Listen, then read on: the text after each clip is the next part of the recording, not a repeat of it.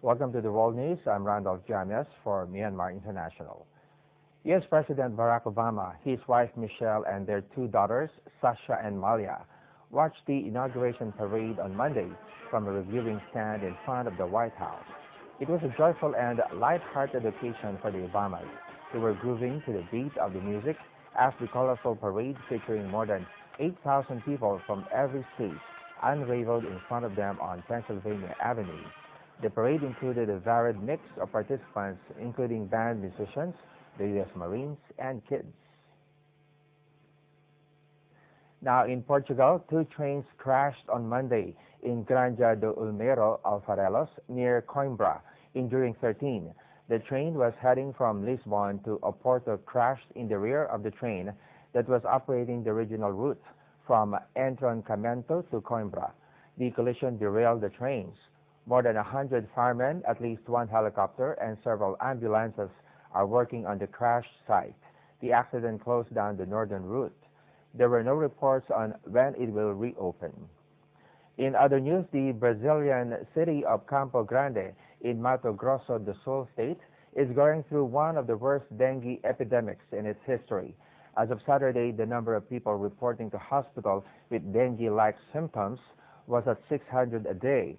Campo Grande city officials have already declared a state of emergency to allow for the hire of extra hospital staff and the purchase of new medicine. As a precautionary measure, city officials are fining people who neglect their backyards, especially the ones with swimming pools, and don't take proper care of their land, as these are breeding grounds for the mosquitoes that carry dengue virus. Moving on, the president of Colombia's National Federation of Coffee Growers on Monday said that the country hopes to expand the area used for coffee cultivation by approximately 100,000 hectares in 2013. Luis Genaro Munoz, the federation's president, said that 100,000 hectares are an achievable goal for 2013. The 100,000 hectare expansion would mean that over 1 million hectares are used for coffee cultivation nationally, which the Federation believes could mean yearly production levels of 18 million bags or more under the right conditions.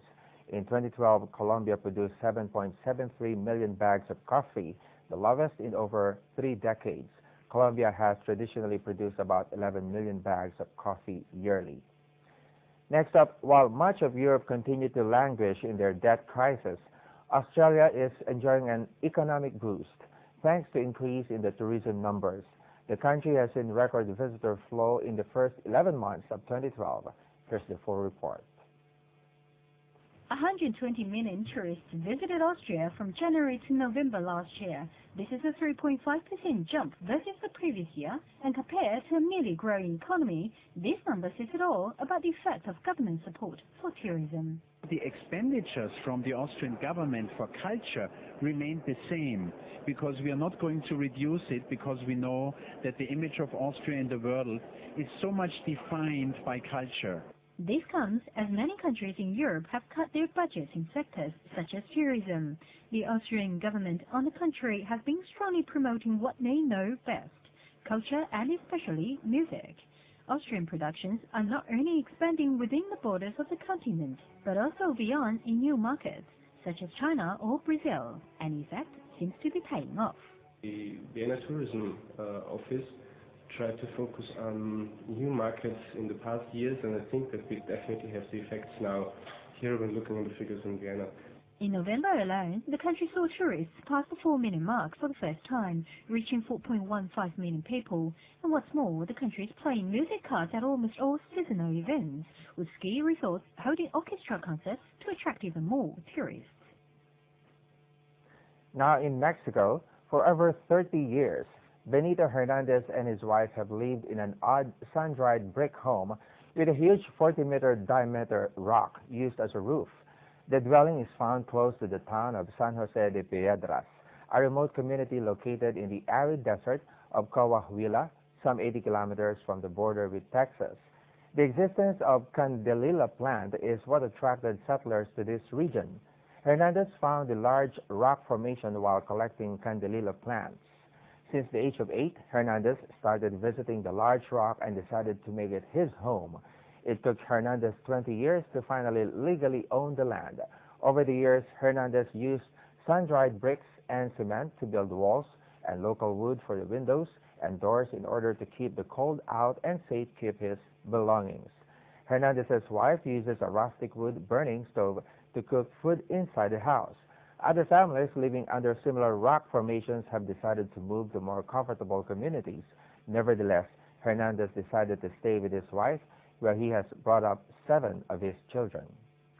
The heat goes on in Melbourne.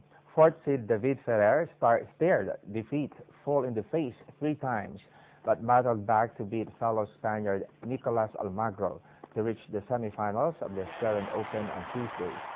Ferrer will meet the winner of the quarterfinal between world number 1 Novak Djokovic and 5th seed Tomas Berdych, who play the final singles match of the day on Rod Laver Arena.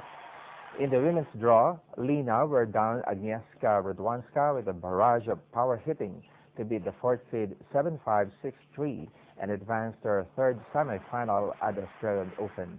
Lee will face the winner of the match between 2nd seed Maria Sharapova and fellow Russian Ekaterina Makarova for a place in the final. We have more news coming after a short break. Please stay with us.